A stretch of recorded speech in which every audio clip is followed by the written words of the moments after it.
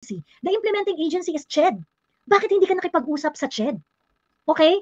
And let us look at the testimony. Let's listen to the testimony of the Commission on Higher Education kung kanino niya kinikredit ang pag-save sa bill na ito. Okay? Take note, Philippine Star. Okay? Bernadette Herrera D is already saying that this bill is ready to be vetoed because of funding issue. Okay? Bam Aquino acknowledges that this is supposed to be a dead bill. Pero sinuportahan, pinirmahan ng Pangulo. Fully funded, fully implemented. Sabi nga ni Bam Aquino. Okay? Popoy de Vera exerted efforts to save this bill because the economic team, the presidential advisors on this matter said na, ay hindi yan po pwede. At yung presidential economic team ni PRRD ay hindi naman nalalayo sa presidential economic team ni Pinoy, sa presidential economic team ni GMA. It's almost the same people. It's almost the same people. And the presidential economic team would always advise against this kind of program.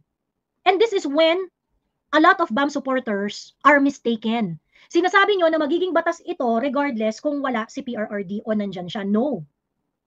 Like what I've shown you earlier, ang dami ng mga free education bills. Ni isa doon walang naging batas. Lahat pending. Ito lang. Okay? Ito lang ang naging batas dahil sinuportahan ni PRRD. Why? Because PRRD went against the advice of his economic team.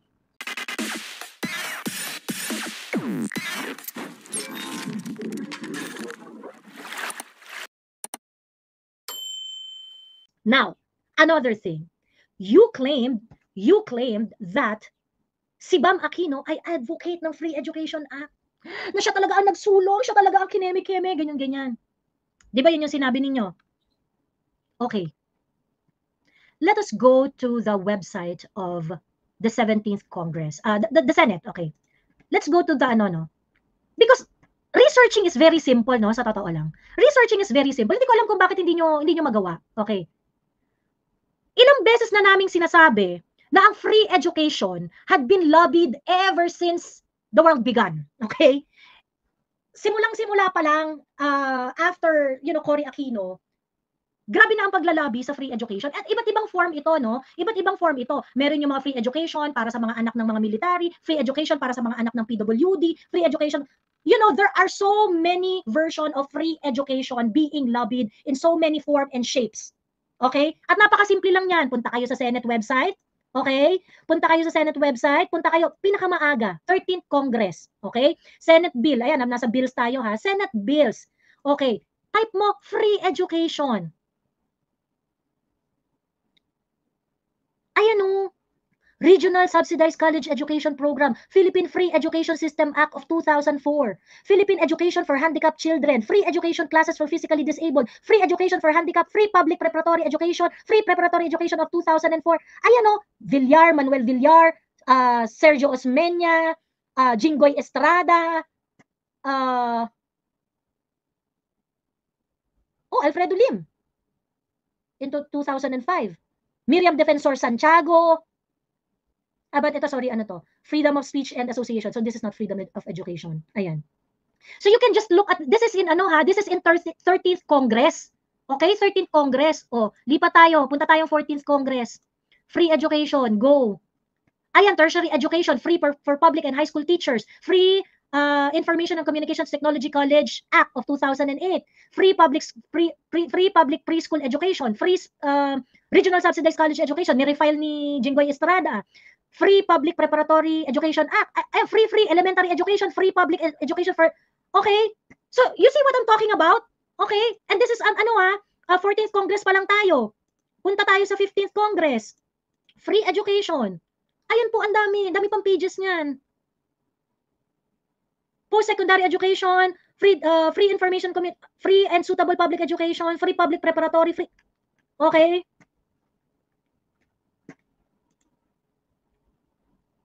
th Congress. Tuition-free higher education, Ralph Recto. Free and suitable public education for handicap, Ramon Revilla. Philippine Free education system, Jinggoy Estrada. Si Jinggoy, in fairness kay Jinggoy, since 13th Congress, file na siya ng file ng mga free education na yan.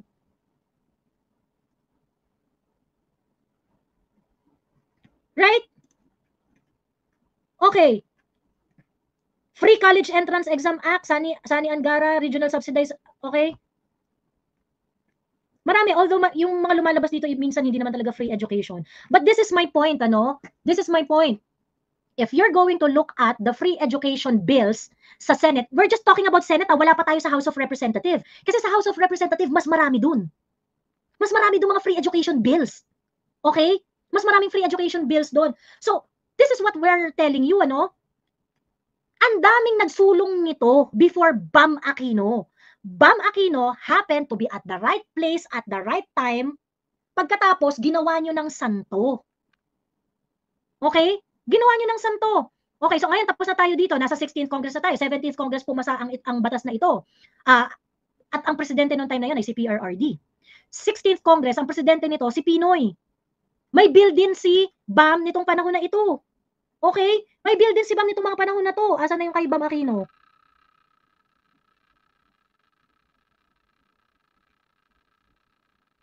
Ba't hindi lumalabas yung yung kay Bam Aquino dito? Kaya kay Ralph Recto yung lumalabas ba't wala yung kay Bam Aquino?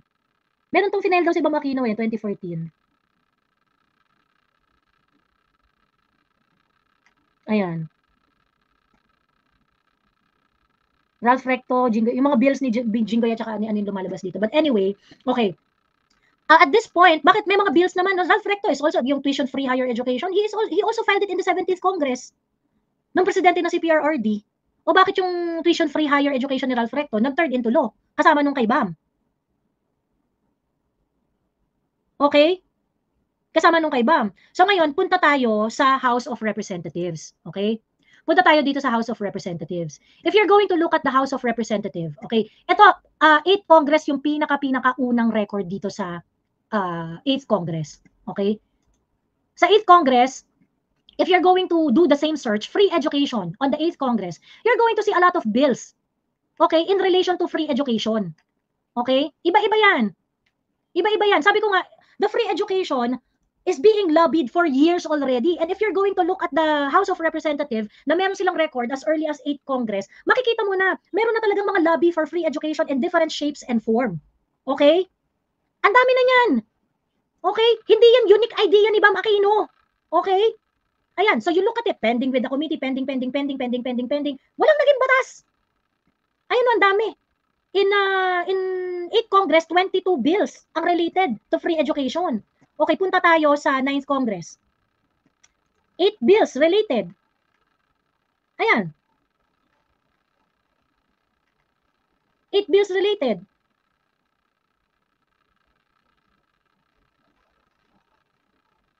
Okay. 10th Congress.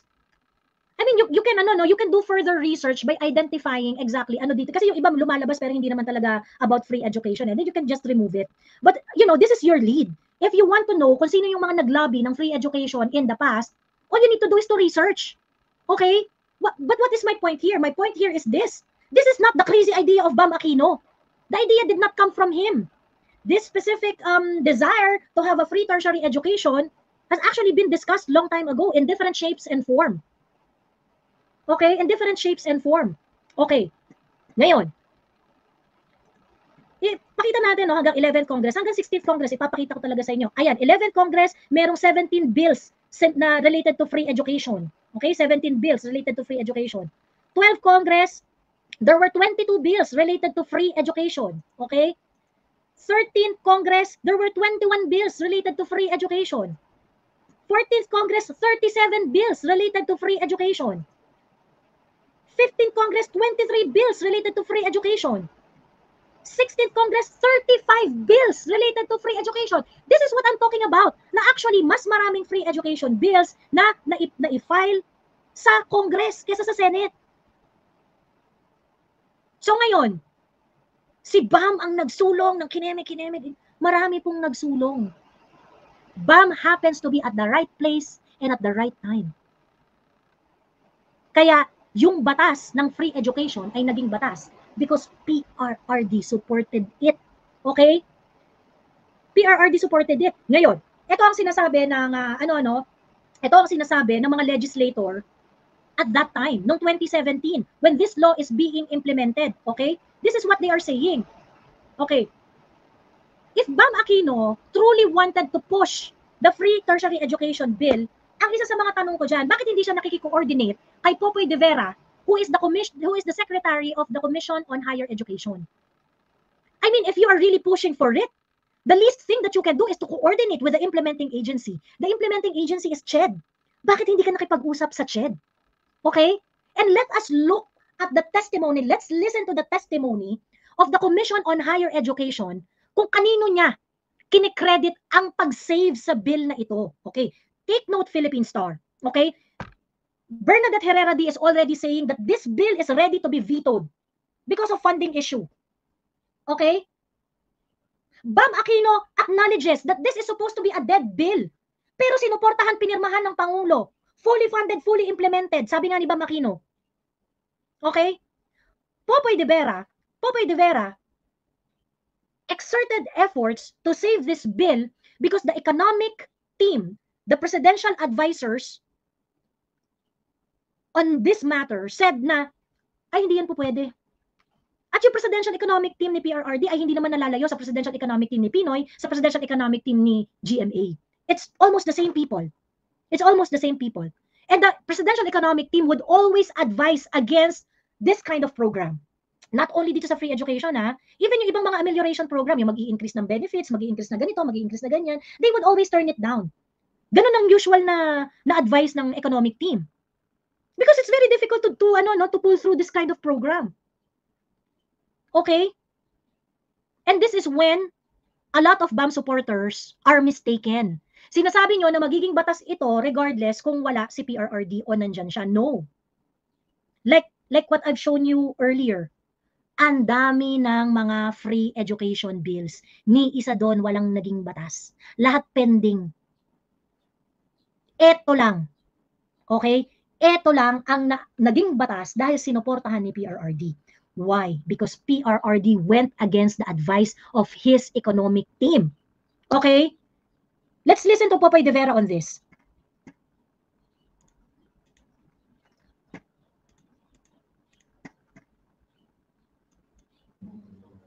Teka lang.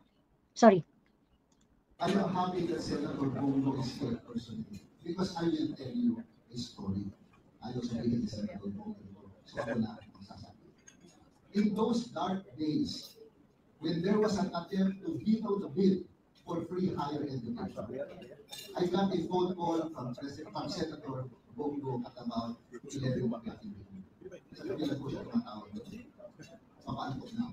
Sabi ni Senator Bongo, you have to attend the cabinet meeting on Monday because that is the last time that the bill on free higher education will be discussed. And there are 3 cabinet members who want the bill vetoed. I remember that. Monday was August 10, 2017. After 1 hour, tumawag ulit si Senator Bongo. Yung bill pala, pag-describe ng August 7, in 30 days. So hindi na matitita. Sabi ko, so what do we do? Sabi ni Senator Bongo, can you write a confidential memo to the President showing that free higher education is feasible? And so I wrote that 2-page memo. And against the objections of some cabinet members, the President signed the law on August 7, 2017. The call from Senator Bongo must be made public. Because without that, I don't think we would have 2 million young Filipinos today enjoying free tuition and miscellaneous fees in more than 200 of our state universities and colleges. We can do it after the Okay. Sorry, I really have to show that, I really have to show that kasi importante din yung sinabi dyan kasi that includes the funding, that includes the ganyan. Importante yung mga na-capture na sinabi dito ni Popoy de Vera. Secretary Popoy de Vera is actually the chair of the Commission on Higher Education. Ngayon, may Bam Aquino ba siyang binanggit dyan? I mean, if you are the one who really wanted to push this and you want it to happen and you really want to, the least that BAM can do is to coordinate with Popoy de Vera. Diba? May banggit ba kay Bam Aquino dito? Which kills. which is the very, very crucial part of making this law a real law. Okay? A real law. Okay? Ngayon, I'm just going to show another video. Ito kasi mas maganda yung audio, no? I just have to encapsulate it in this content. Kasi para everything that you needed to know about this free tertiary education bill, you just have to go to this content. Okay? Ayan. Sorry. Eto, mas maliwanag to. I have to put on record. Now, the men and women who really fought for free higher education. In the House of Representatives, when I called for a meeting, only 4 lonely souls showed up in the meeting. And I think it is only proper that they be recognized. Congressman Joey Salceda, Congresswoman Ann Hoffel, Congresswoman Evie Escudero, and the Office of Speaker Alvarez. Only 4 lonely souls showed up in the meeting when we were talking about how to save the bill. The rest were just waiting for the veto. Literally. And the other one that I think we should really recognize is then Special Assistant to the President and now Senator Bongo. It was really Bongo who called me up, I think 4 days before the veto, and asked me to show up in the cabinet meeting to fight for it. And it was Senator Bongo who facilitated that the confidential memorandum that I will write will reach the President. So Senator Bongo, Speaker Alvarez, Senate President Coco Pimentel pushed very hard so that it will be explained properly to the President, and the President will see that it is fiscally possible to sign it. And so on August 3, 2017, I will never forget that date, August 3 of 2017, the bill will expire on August 5, 2017. So 2 days before its expiration and 4 days before the cabinet meeting, the President signed RA 10931. And things have never been the same since then. Okay. Now, I would like to point out, no, yung emphasis ni Secretary Popoy de Vera dito na 3 days before mag-expire yung bill, pinirmahan niya. Okay, why is the signature very, very important here? Because if the President is going to sign it, he's not just signing it because it is part of his job, idiots. Ikaw, Philippine Star, kung sino ka mga reporter na nandyan, yung pagpirma ni PRRD doon sa bill na yon, it doesn't mean na parang, ay hindi, pipirmahan naman yan talaga. Pag hindi naman niya pinirma, magiging batas lang rin yan eh. It is more than just signing it. Signing the bill is also a commitment that the executive branch of the government is committed in actually is committed in implementing it and executing the measure. Yun. So ngayon 3 days na lang, pwede naman yan ng elapse yan eh. Pero pinirmahan niya 3 days before. Why? It shows the commitment of the executive department to fully fund and implement the program. Okay? Ganun po yun. So ngayon kayo, gagawa kayo ng content, at saka ganito naman yan eh. Kahit hindi naman yan pirmahan ni Duterte, magiging batas yan. You miss the whole legislative processes here that are very crucial doon sa crafting and implementation ng measure. You speak as if na kapag kunwari, hindi yan pinirmahan ni PRRD, things are gonna be the same. No. Kung hindi yan pinirmahan ni PRRD noong August 2017, ang earliest implementation, it could be later than that. It could be that up until now, hindi nga yan mai-implement eh. Okay? Kung hindi yan pinirmahan ni PRRD, ang earliest implementation yan would be 2019 pa. Okay? And then like I said, this is very, very crucial. Itong sinabi ni Popoy de Vera about saving the bill, because they were already sitting and talking about the fiscal feasibility of this measure. Okay? They are already talking about it. If this is not fiscally possible, wala to. This is a dead law. Okay? And why it is important to take a look at this area of legislation. Ladies and gentlemen, for the past 30 years, there had been 163 unfunded We laws. have to put on record. Okay? 163 unfunded laws. Let me just show you that.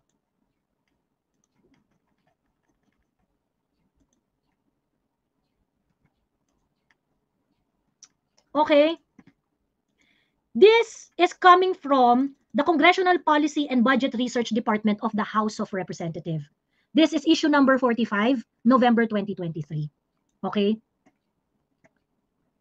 Sabi ng Department of Budget and Management, okay? There are 205 laws with funding deficiency for the last 30 years. In 205, 46 laws are with specified budgetary requirement explicitly provided for in the law or determined by the DBM or the implementing agency. Meanwhile, 159 laws are with the unspecified budgetary requirements. Okay? Of the 205 laws with funding deficiency, okay, 42 are partially funded. And take a look at this and listen very, very carefully. 163 laws are unfunded. Now, ladies and gentlemen, Philippine Star, tingin mo ipagmamalaki ni Bam Aquino ang isang batas na ginawa niya kung hindi dahil sa ginawa ni PRRD na pag-fund at pag-implement ng batas na yan? The reason why you are enjoying good feedback on the Free Tertiary Education Act is because of what PRRD did sa batas na yan, which is finund niya at finuli implement niya.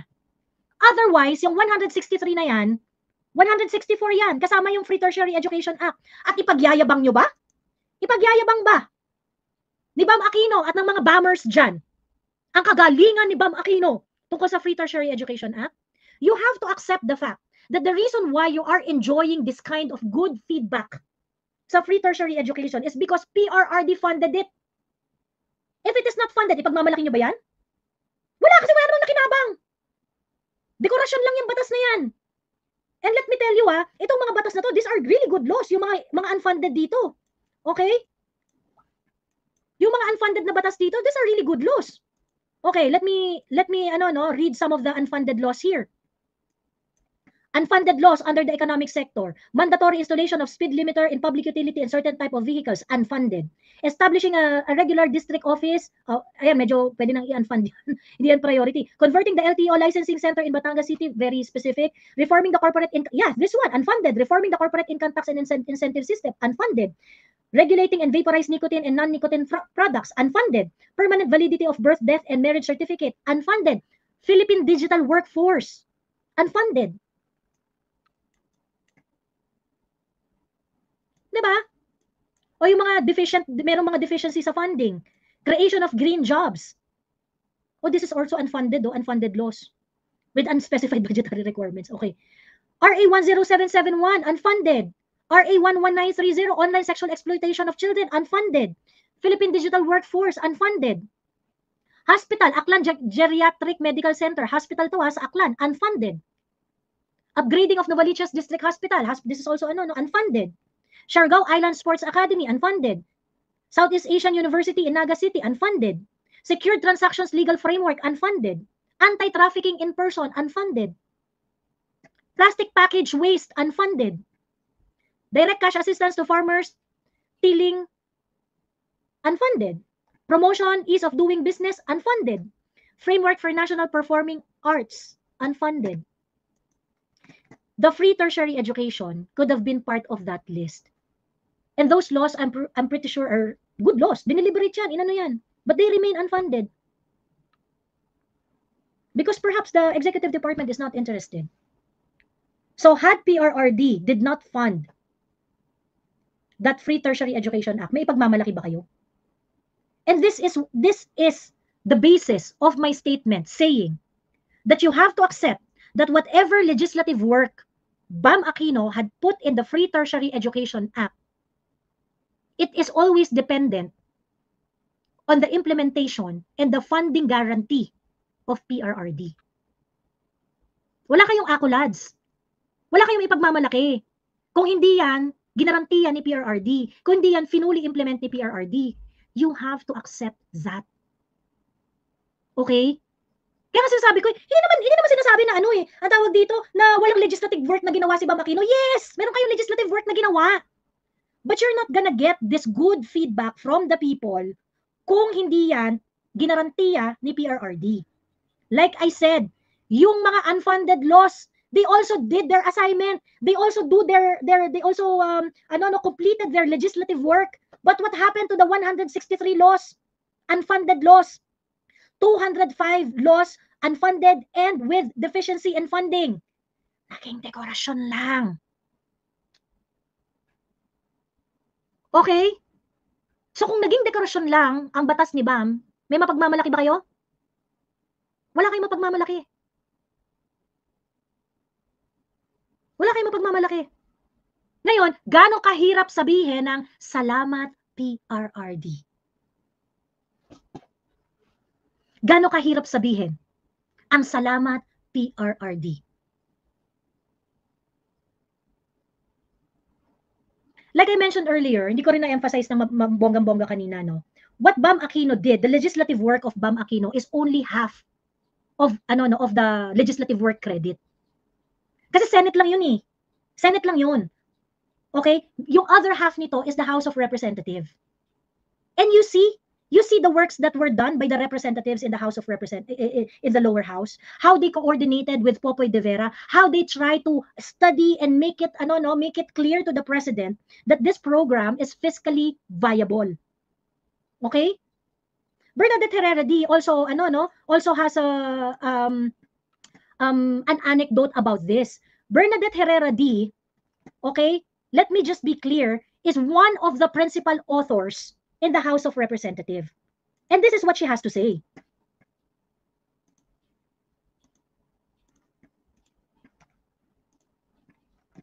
Ay, sorry, walang masabi.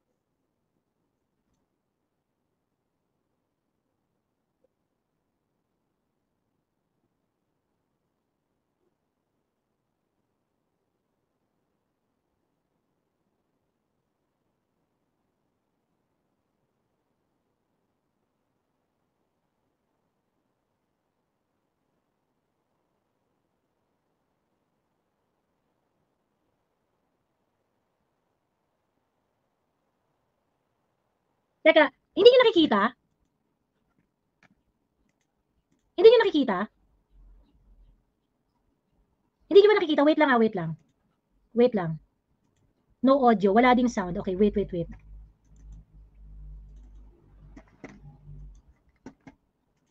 Ano kaya nangyari? Bakit hindi nakikita?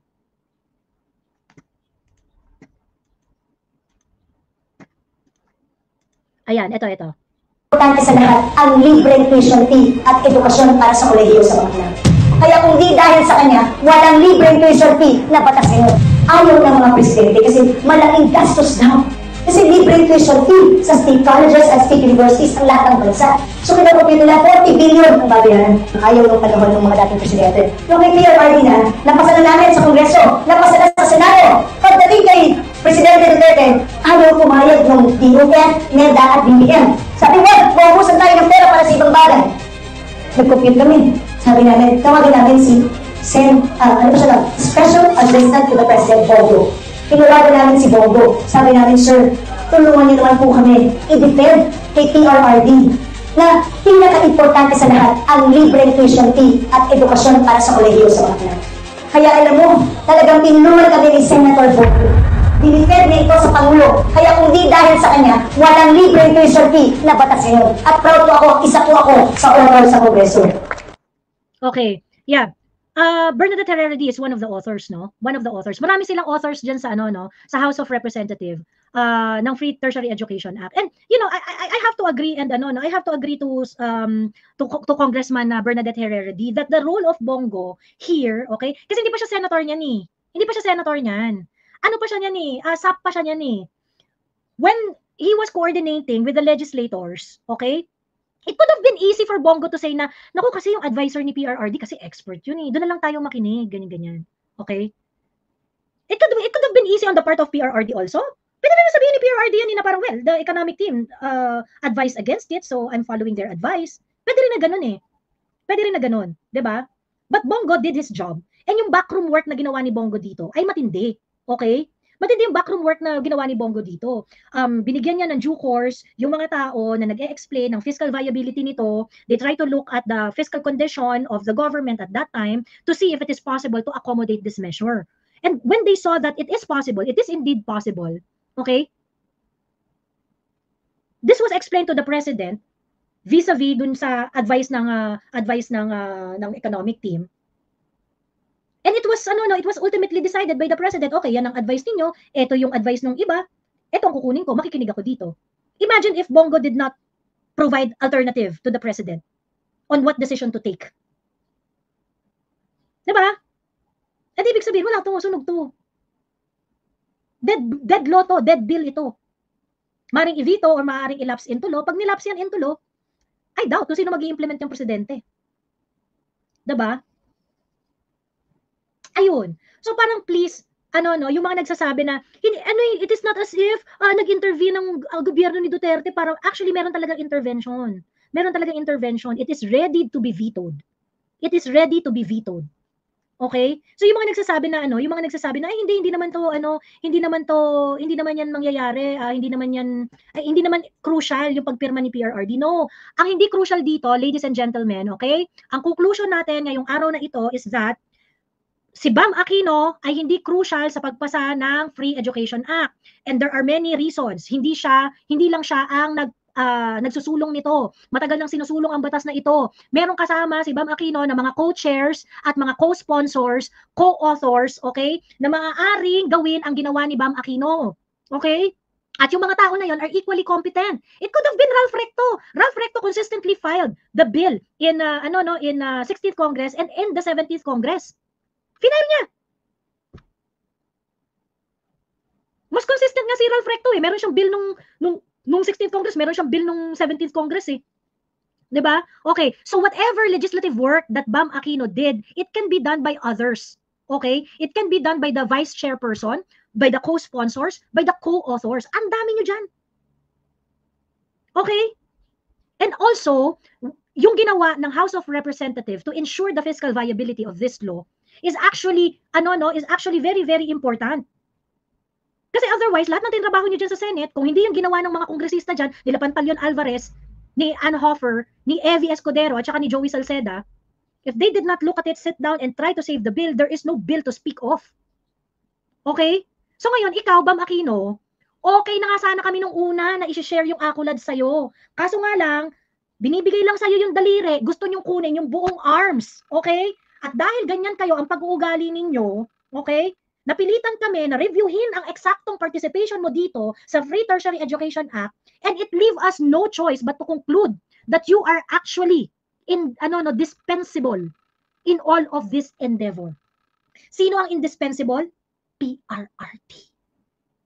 Kung hindi dahil sa kanya, sa suporta niya, at sa fund guarantee niya dito sa batas na to, wala tayong pinag-aawayan ngayon. So ngayon, kung meron mang dapat pagpasalamatan, since nakwenta na natin ang credit dito, okay, we have to thank everybody who participate to make this bill a reality, this law a reality, okay? But ultimately, you have to thank the President, President Duterte. Because with all your legislative work, with all the debates that you are going to, that you did, okay, in the Senate and in the Congress, wala yan kung hindi yan sinuportahan ni PRRD. And again, so many presidents could have done it, but they did not. PRRD is different. Okay? So ngayon, kung ma-heart attack kayo, dahil ayaw nyong magpasalamat kay PRRD, problema nyo na yun. Okay? This is why Duterte supporters have to speak about this. This is why the Duterte supporters have to really set the record straight. Okay? Because this is exactly the leadership that we want. If we're going to let Bam Aquino to credit grab shamelessly dito sa mga ganitong klaseng bagay, okay? Okay? Kung shamelessly aangkinin ninyo yung mga ganitong bagay, makakarinig talaga kayo sa amin. You know the reason why we want to preserve PRRD's legacy? Kasi na pinakita ni PRRD, ang gusto naming bantayan dito at maalala ng mga next generation, ng mga bata, okay? Kayong mga bata, okay? When you are being brainwashed at school, na sinasabi na si Bam Aquino ang father of Free Tertiary Education Act, which is wrong. Okay? It is really PRRD. It is really PRRD. Okay? At ang reason kung bakit hindi kami tumitigil sa pag-pushback sa ganyang narrative ninyo is because we want to remind everyone na yung leadership na pinakita ni PRRD dito sa specific measure na ito, ang leadership na gusto naming mag-perpetuate dito sa bansang ito. Bam Aquino, said, okay? Bam Aquino said, minority ako. Maraming nagsasabi sa akin na hindi papasa itong bill na ito. Okay? Pero pumasa, pinirmahan ni PRRD. Fully funded, fully implemented. What does that show? It shows the leadership that we want. PRRD is a model. PRRD shows a leadership na hindi porket hindi tayo magkaalyado, hindi ko susuportahan ang bill mo. Wala akong pakialam kahit magkaaway tayo sa politika. If you are doing a bill that is something that I am amenable with, I am going to implement it. That, ladies and gentlemen, is the leadership that we want. So, yung mga tao na nagsasabi na, petty quarrel lang yan, no. We are fighting for the kind of leadership that we want here. We are fighting the kind of governance that we want to prevail in this country. I saw the comment of Dr. Edsel Salvano na parang, bakit pa kayo nag-aaway dyan? Petty. No, this is not a petty fight. This is not a petty fight. This is our fight for a leadership that really thinks about the people. This is really a fight of good governance. Yung kakupalan ninyo, hindi namin papalampasin yan. And this is the reason why we are speaking up. Tularan nyo si PRRD. Ganun ang gawin ninyo. Okay? So ganun lang yan. Ganun lang yan. Well, you know, I try to put everything here. I try to just 2 points na lang siguro before I end my live. I want to put everything here para whenever they talk about Bam Aquino is the father of free tertiary education, you just have to go back to this live. You just have to go back to this live, okay? Ayan. So anyway, another thing that yung sinasabi kasi nila na yung sinasabi nila na hindi naman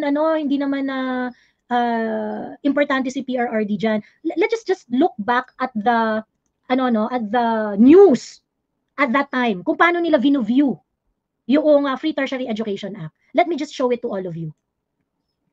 Tol ng economic managers ni Pangulong Rodrigo Duterte, pinirmahan pa rin niya ang Universal Access to Quality Tertiary Education Act. Sa ilalim po nito, magiging libre ang tuition sa mga state colleges and universities sa bansa. 100 billion pesos, that's the estimated price tag of sending 1.7 million students to state universities, colleges, and technical vocational institutions. But the proposed 2018 General Appropriations Act has yet to reflect a budget allocation for the new law mandating free tertiary education. Ewan ko, tingnan natin kung saan. Kasi yung pag-approve ng Congress, alam nila walang trabaho o walang pera. Di pagdating sa akin, alam ko man walang pera. Permahan natin ito, sige. That is why some lawmakers are now looking at government departments and agencies that failed to utilize their budget in the past years and are considering to realign a portion of their proposed 2018 budget to SUCs and technical vocational institutions. Among them, Senate Majority Leader Vicente Soto III and House Appropriations Committee Chairman Representative Carlo Nograles. We see that there are some projects and programs that are not being totally funded, that they're underutilizing the funds, then they'll have to suffer some cuts. In an interview on Head Start, Nograles says agencies should also stand by the Chief Executive's decision and volunteer to give up a portion of their budget to implement the law on free tertiary education. Or agencies like PCSO and PAGCOR could chip in if their charters would allow it. Another source of funding, according to Soto, is a supposed pork barrel of legislators. Budget Secretary Benjamin Diokno meanwhile proposes either an across-the-board cut or slashing the budget of selected agencies. There has to be adjustments. Okay? Kasi nga, zero-sum game yan eh. Fix na yung total mo eh, di ba? So there will be some cuts here and there to accommodate the additional requirements. But if adjustments are already made and funds are still not enough to implement the law in full, the DBM plans to ask for a supplemental budget. The agency is set to meet with lawmakers, the Commission on Higher Education, ESDA, and the president of the UP system on Wednesday to determine the actual budget for implementing the law on free tertiary education. The DBM clarifies the law is scheduled to be implemented next school year, and it will cover all students in SUCs and TechVoc institutions, regardless of their financial standing. Vivian Gulia, ABS-CBN News. Okay, ayan. So yun po yung sitwasyon. Okay, yun po yung sitwasyon ng mga panahon na yun. The economic advisors are actually against it. Okay? The executive department, the DBM, try to find ways on how to fund it. Okay? Nakita niyo yung narinig yung sinabi kanina na hindi na kasi kasama to dun sa budget deliberation, wala na siya sa GAA So they have to find funding of this somewhere else. And PRRD had a standing order to look for budget dun sa mga non-performing agencies, get it and pull it in order to fund this specific project immediately, this specific program immediately. Second sem of 2017, in-implement na siya. Okay? So yung mga nagsasabi dyan, na kung walang intervention ni PRRD, this is gonna happen. No, it's not gonna happen. Kung hindi nag-intervene si PRRD, wala pa tayong graduates ng Free Tertiary Education Act hanggang ngayon. Okay? So yun. I think I've shown everything. Hindi, yung last na video pala ni Bam, okay? Yung last na video ni Bam, okay? Kayong mga bombers, okay? Kayong mga bombers diyan, okay? Tigil-tigilan niyo ang pagpuon kay Bam, okay? Sinabi ko na nga, okay lang si Bam, pero hindi siya magaling, okay?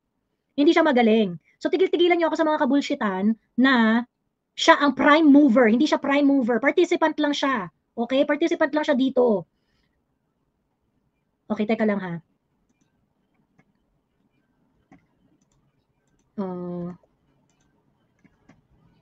Ayan. Wait lang. Pakinggan natin si Bam Aquino and how he actually acknowledged. Hindi nga nag-thank you eh. Sa akin, sa totoo lang, Bam Aquino, mag-thank you ka lang eh. Matutuwa kami mga DDS sa'yo eh. Yun lang yung ano namin eh. Yun lang yung sinasabi namin sa'yo eh. Kaso nga lang, kasi kayong mga pink at saka mga yellow, parang ikamamatay ninyo pag nag-thank you kayo kay PRRD. Eh di sige, ayoko naman kayong mamatay, di wag kayong mag-thank you. Diba? Kung hindi nyo kaya, kung hindi kaya ng kaibuturan ng puso nyo mag-thank you kay PRRD, kasi alam ko naman ikamamatay nyo yan eh. Ikamamatay nyo ang sabihin ang salamat PRRD. Diba? Ikamamatay nyo. Okay, so nevertheless, okay, kahit hindi nag-thank you dito si Bam Aquino, which is the right thing to do, Bam Aquino, okay? And ako Bam kung kunwari ako ang political advisor mo, what I'm going to tell you, magpasalamat ka kay PRRD. All the legislators are receiving, all legislator who helped this legislative measure to be a reality, are receiving good feedback because of how well PRRD implemented the program. Boom! Tang-ina! Magugustuhan ka ng mga Duterte supporters. Ganun lang kasimple. Kaso ang i-ere ninyo, ang yayabang ninyo, pati yung mga supporters ninyo, saksakan ng mga yabang. Saksakan ng i-ere. At ang dami ninyong soldiers of misinformation. Yung mga supporters ninyo, mga teachers sa public school, private school, superintendent, boss sa opisina, ganyan-ganyan, na nagpapakalat ng mga misinformation ninyo. You have to lead these people, Bam. Ang dami nyong manloloko, sa totoo lang. Okay, but this is what Bam Aquino has to say. As a member of the minority, no, marami nagsabi, hindi mo magagawa yan kasi hindi ka naman part ng administrasyon. But in the end, President Duterte, kahit ayaw ng mga cabinet members niya, hindi niya binito yung batas, pinirmahan niya, fully funded, fully implemented, and now, that law, milyon-milyon na ang nakinabang sa batas na yan. So, there are spaces, I think, in our governance kung saan kailangan talaga tayo magtulungan para sa taong bayan. That's the free college. Okay, ayan. Okay? Bam Aquino even admits ang daming nagdi-discourage sa kanya. And that is for good reason. No? Hindi ka naman kakampini, hindi ka makaalyado ni Duterte, hindi ka makakampi niyan, ba't isusuportahan yung measures mo? Diba? Bakit hindi na lang sinabi ni PRRD, baka meron akong kakampi dyan, yun na lang yun, para kayo yung mabango. It would have been easier. But PRRD is not that kind of leader. PRRD is going to accommodate any ideas as long as it is good for the people. He's gonna move mountains in order to accommodate it. Okay? So ngayon, yung mga Gen Z dyan, at saka yung mga ibang mga bombers, okay? Ako, sa totoo lang, I never really like Bam Aquino, no? Yes, okay. Hindi naman ako galit na nanalo siya. Okay lang din, ganyan-ganyan. Okay lang din na nandyan ka, ganyan-ganyan. Pero huwag ipipilit sa akin na magaling siya, okay? Now, he is a senator for the 20th Congress, okay? He's a senator for the 20th Congress. I hope he's going to deliver. I hope he's going to do something that is earth-shaking, something that is nakakabilib. I hope he's not gonna end up like Risa Ontiveros, okay? Na sa sobrang dami ng concession na ginawa para lang manalo sa eleksyon, wala na siyang ginagawang tama sa Senado. I hope Bam Aquino is not gonna end up like that. I hope he's going to show that he is really principled. I hope he's going to show that he's really a reasonable person, a reasonable senator. I do not like Bam Aquino. I do not hate him. I do not just like him. Okay lang siya sa akin. Okay lang sa akin na nandyan siya sa Senado. Ayan. Well, if it's up to me, gusto ko sana wala siya dyan. Diba? Pero kung nandyan siya, madali lang tanggapin. Wala nang problema dun. Diba? Because unlike you, kami mga Duterte supporters, madali kaming tumanggap. Kayo lang naman yung hindi marunong magpasalamat. Diba? Kayo lang naman yung hindi marunong magpasalamat. Okay. All in all, this is the story of the credit grabbing of the supporters of Bam Aquino, okay? And all of you who would like debunk this. I do not know what they intend to do. Any of you is going to say na siya pa rin ang ama ng Free Tertiary Education Act, be my guest. Okay? Be my guest. Okay. Ayan. Ano nga yung isa ko pang? Ayan, wait. Let me just finish the video of Philippine Star. Okay, balikan natin. May natitira pa siyang katarantaduhan na sinabi. Kaya, huwag agad-agad maniniwala sa mga nagsisilabasan sa mga social media posts at maging mapagmatyag, lalo na ngayong kakatapos lang ang eleksyon. So wag daw tayong maniniwala basta-basta sa mga social media post. Yeah. And tama naman yan. Tama naman yan si Philippine Star. Especially, wag tayong nagpapapaniwala sa mga organized, sa mga news organization who are acting as a PR of a senator. Okay? Wag na wag po kayong maniniwala kung ang mga broadsheet ay nagtutrumpeta ng mga politiko dahil malamang PR yan. Okay? Ganun lang kasimple. So next time, okay, Philippine Star, if you're going to do this low-key discrediting of the vloggers and whatsoever, na parang, huwag kayo nagpapapaniwala dyan sa, kasi ganun yung gusto nyo sabihin eh. Huwag kayo magpapaniwala dyan sa post ni Joa de Vive.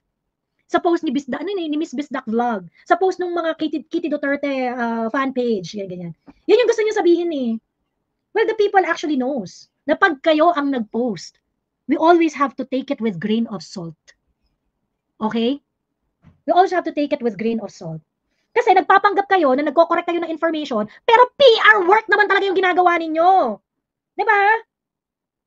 Nagpapanggap kayo, again, nagpapanggap kayo na nagko-correct at nagbibigay ng information, pero PR job naman talaga ang ginagawa nyo. Pagkatapos, ipupunas nyo yung ginagawa nyo sa mga content creator na kagaya ko at sasabihin na influence operation ito. Fuck you. And this is the difference between us vloggers and you. You cannot do this because you're not independent. I am independent. Okay? Yun lamang po at maraming salamat. At I hope you share this to, I'll try to make a shorter version of this kasi inabot tayo ng almost 2 hours, no? But everything is complete, everything is here, and those people are still going to, Bam Aquino, it's high time for you to do the right thing. Umamin ka na at magpasalamat ka kay PRRD. Yun lang yan. Okay? So, yun lamang po. Maraming salamat. Kita-kita tayo next time. And, share this content to the people you know, yung mga Gen Z ninyong mga kaibigan, ganyan. At sabihin nyo, huwag na kasi sila maarte kasi meron yung sasabi, ayaw kong panoorin yung mga yung mga bombers, yung sabi, ano ba, pakalat ka ng fake news, ganyan. Pagkatapos, ayaw pakinggan yung explanation kasi raw monetize. Ganon. Huwag ka kayo magsipag-artihan dyan, mga putang ina ninyo. Diyos ko. Ay, sa akin, hindi ko gets yung mga hindi ko gets yung mga ganun na nagrereklamo na, ay, ayaw namin panoorin yung content mo kasi monetize, ganyan. Pinapanood nyo nga yung content ng mga news organization, yun, paid yun. Kumikita na sila dun sa views, kumikita pa sila sa sweldo nila. Diba? Pagkas kaming content creator, ayaw mong panoorin dahil kumikita kami sa YouTube. Mga tanga ba kayo? Ayan. So, pakisabi na lang yan dun sa mga ayaw panoorin tong explanation na to. Ayaw panoorin kasi magiging, mag-viral pa yung video niya, ganyan. Kaya kayo nagiging tanga kasi ayaw nyo panoorin yung ayaw nyo panoorin yung ibang point of view. Manood na kayo ng ibang point of view. Kayong mga bombers dyan, makinig kayo. Pagkatapos, i-check nyo yung substance. Alam nga naman, libre lang tong gagawin ko. Diba? Siyempre, kikita ako sa YT dyan. Diyos ko, tigil-tigilan nyo ako.